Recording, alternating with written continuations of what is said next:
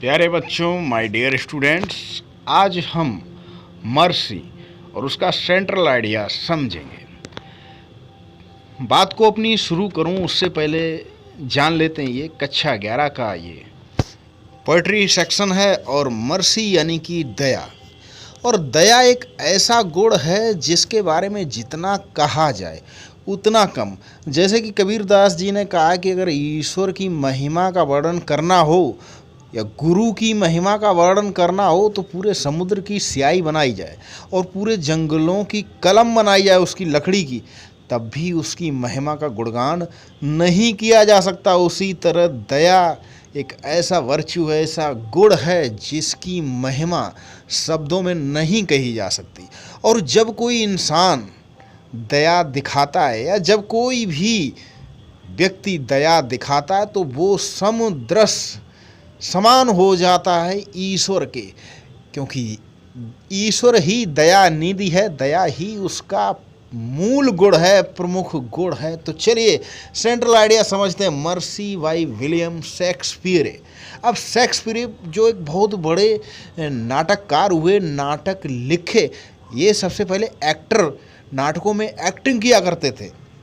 जैसे आपने फिल्मों में देखा कि लोग एक्टर बनने जाते और डायरेक्टर बन जाते, उसी तरह विलियम शेक्सपियर एक्टर थे, नाटकों में एक्ट किया करते थे। उसके बाद लिखना शुरू किया और ऐसा लिखा कि आज विश्व के एक महानतम लेखकों में गिनती होती है विलियम शेक्सपियर। तो mercy by William Shakespeare take from the merchant of Venice एक नाटक है, उस पार्ट को डाला है, उसका लिंक दूंगा मैं डिस्क्रिप्शन बॉक्स में।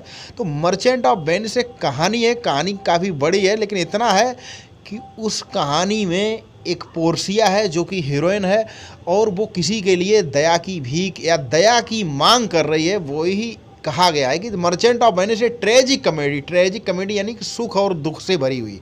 तो the heroine of this play is speaking the quality. आप सेंट्रल आइडिया पढ़ रहे हैं, आप इसको नोट कर लेंगे, याद कर लेंगे, लेकिन इसका अर्थ भी समझते चलें। The heroine of this play is speaking the quality of mercy. दया के गुण का बखान करती, गुण के बारे में बताती। सी टेल्स, वो बताती दैट मर्सी एक दया is an inner quality of human heart. मनुष्य के हृदय की बहु आंतर मन कहने अंदर की आवाज़, यानी ये आंतरिक गुण होता है, अंदर से निकलता है, ये बनावटी नहीं होता है। It springs from the heart of man, ये उछाल मारता है, ये निकलता है मनुष्य के हृदय के अंदर से।